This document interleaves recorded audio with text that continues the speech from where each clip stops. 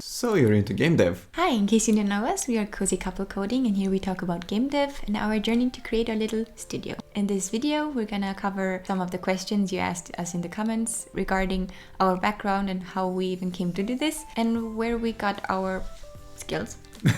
Quite exaggerated, but yeah, to give you a feel of the little things that you actually need to start doing this. But first, let's get cozy.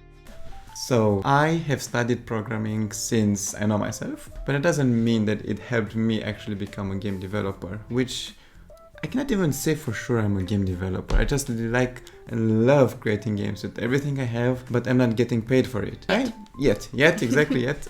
My background is that I studied computer science in high school, where I learned basically how to think programmatically, learned the basic algorithms, and had my first interactions with coding in C++, which was very funny. And then I went to a university dedicated to modern coding in my country, and it wasn't even one of the best universities for programming, so I can say that I went to something specialized in game development or programming. I just went to something where I got in. You know how it is when you apply for a university, you go to the one that it's easiest to get to. Exactly. My journey is significantly shorter. I did not do arts or design for a very long time, but in the end I decided to go to college for design and mostly did product design and graphic design and all that.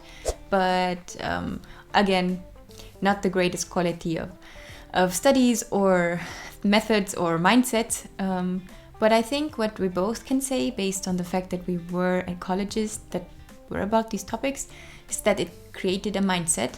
And I think it taught us how to think in the right way. For me, it helped me form my perception on aesthetics and composition and colors, and that helped me a lot. UI, UX, and the menu creation, and basically the whole graphic part.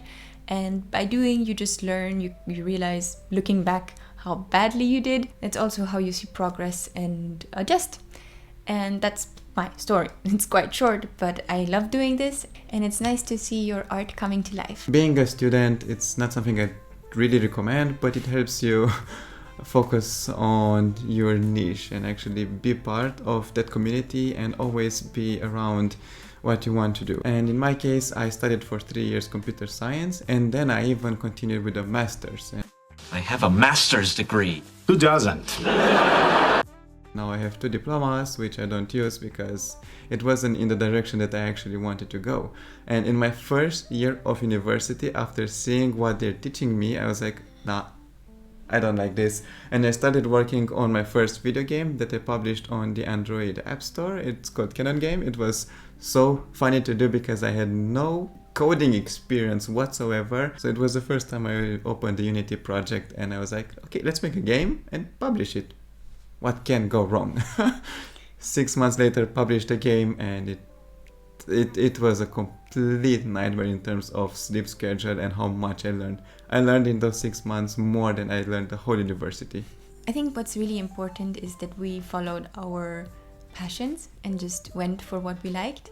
And that's how I think you can get the farthest, because if you pursue a passion that you already do with ease and with interest, then whatever work comes out of it can and will bring you more satisfaction than doing anything that might bring you money.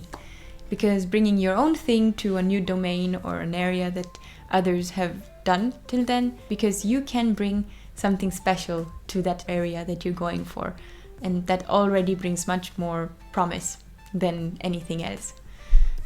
Also, I think our story kind of sublimes the fact that you don't have to go to the best universities. What helps a lot is when you are passionate and motivated enough to do it, whether you have a good system or not. And that can be tough because the medium does affect your work and also the progress you have. But even if you're at the best university ever and you don't give a shit about the subject, you won't get anywhere either. So you bring with you the passion and you turn it into something that works for you. And projects or any subject that you need to work for in uni, make them something you like, whether that's what's required or not, because you get experience this way. Also, when you present these type of things that are outside of university, like extra scholar things, you have much bigger chances of getting a job after. Because everyone does those university things and not everyone follows their dream. And that's true. When you apply for a job together with all your colleagues from the same class, you all have the same experience because you worked on the same themes your teachers gave you. So what makes you more different than the others when you apply for a job? It's your personal activities, hobbies, projects that you bring to the table. And she's right. It's all about dedication and motivation. Are you willing to spend your time after university to work on your stuff, or are you willing to even give up on university to follow your dreams? Which is something that we all know it's difficult to decide nowadays because we are guided mostly by some other people. When we are young, we cannot really decide for ourselves, but it all hangs up on who you are, your background, what can you afford, and what are you willing to sacrifice for your dream.